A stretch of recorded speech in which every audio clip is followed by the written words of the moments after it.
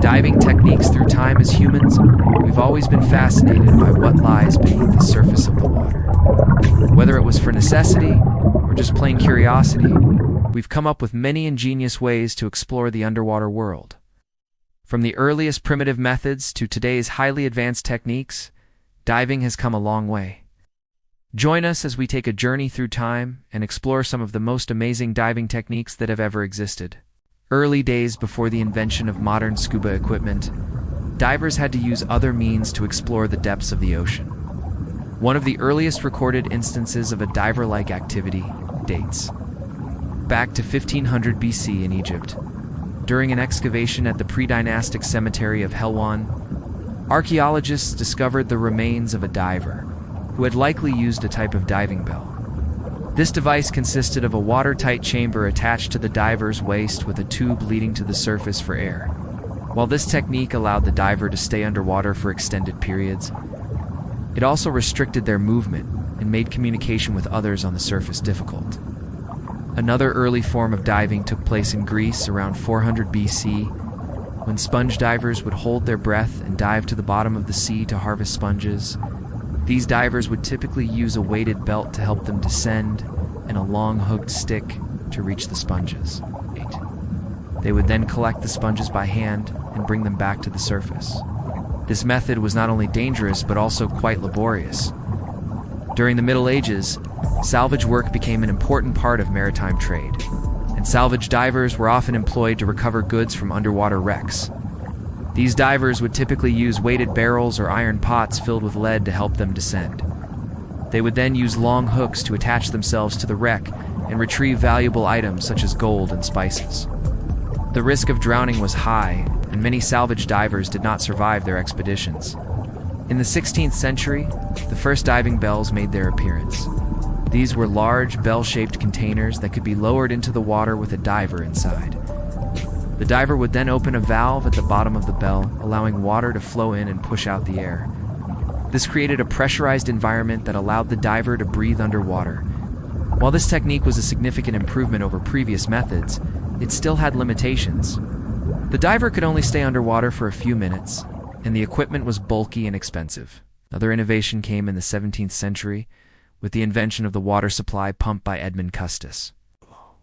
This device allowed compressed air to be pumped from the surface to a diver underwater through a hose connected to a mask. However, this method required a constant supply of air from the surface and was limited to relatively shallow depths. The 18th and 19th centuries saw several attempts to improve upon these early diving techniques. One notable invention was the diving dress, a waterproof suit that covered the entire body and was designed to protect the diver from the elements. This was particularly useful for salvage work and underwater exploration. However, the diving dress was heavy and cumbersome, making it difficult to move around underwater. One of the most famous names in early diving history is William C. Mumma. In 1838, he invented the first crude form of a self-contained breathing apparatus, which he called the delphinium. Nice. This device consisted of a mouthpiece, a set of bellows, and a tank hidden under his diving dress. While this invention was groundbreaking, Mummer's diving career was cut short when he drowned during a salvage operation in 1840. Despite these setbacks, the pursuit of better diving techniques continued throughout the 19th century. One notable innovation was the invention of the first aqualung in 1862 by French engineer Auguste de Gennes. This device used a series of valves and regulators to control the flow of air, from a compressed air source to a diver-esque breathing mask. While this was a significant improvement over previous methods, it was still tethered to a surface air supply. Another important development came in 1879 with the invention of the first practical underwater propulsion device, the swimming diving bells. This was a pair of propeller-like blades that could be attached to a diver's feet, allowing them to move underwater with greater ease. However, this device was not widely adopted due to its complexity and the risk of injury. The dawn of modern diving, the 20th century, brought about some major advancements in diving technology. One of the most significant was the invention of the first practical scuba system, an acronym for Self-Contained Underwater Breathing Apparatus by Émile Gagnon and Jacques Cousteau in 1943. This innovation revolutionized the world of diving and made it accessible to a much wider audience. The scuba system consisted of a compressed air cylinder, a regulator, a pressure gauge, a buoyancy compensator, and a diving mask. This allowed divers to explore the underwater world with a greater degree of freedom and safety. From the cumbersome Mark V Following to this today's invention, sleek, integrated diving systems, quickly gained popularity as a recreational activity. Another important development in the mid-20th century was the invention of the first open-circuit scuba, which used a single cylinder of compressed air for both breathing and buoyancy control. This was simpler and more cost-effective than previous systems and became the standard for recreational diving. However, as diving became more popular, it was important to develop techniques to minimize the impact on marine life and the environment. One notable example is the development of the natural buoyancy technique, which allows divers to equalize the pressure on their body by adjusting their breathing and holding their breath.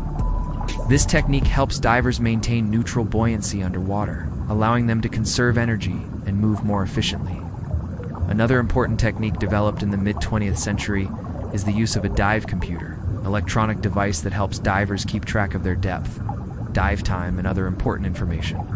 This is essential for ensuring the safety of deep dives and helps divers avoid decompression sickness, a potentially fatal condition that can occur when divers ascend too quickly from a deep dive. The evolution of diving techniques did not stop there.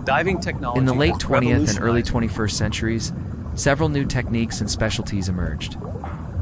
One of them is the use of side-mount cylinders, which involves carrying two cylinders of compressed air on a diver's hips rather than on their back.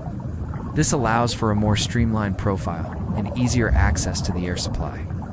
Another specialty is deep wreck diving, which involves exploring shipwrecks at depths of over 100 feet.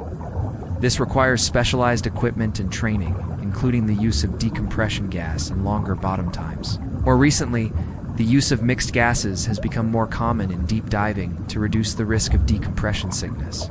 Instead of breathing pure oxygen, divers can breathe a mixture of nitrogen and oxygen, which allows them to make deeper dives. This technique requires specialized equipment and training, but it has allowed divers to explore the deepest parts of the ocean. Today, diving is enjoyed by millions of people around the world. From recreational scuba diving to technical deep dives, there are a variety of techniques and specialties that cater to all interests. Whether you want to explore coral reefs, shipwrecks, or the open ocean, there is a diving technique that will allow you to experience the wonders of the underwater world. What do you think of these different diving techniques? Which one would you like to try the most? Let us know in the comments below. And don't forget to subscribe if you haven't already, so you never miss out on future videos. Thanks for watching. We'll see you next time.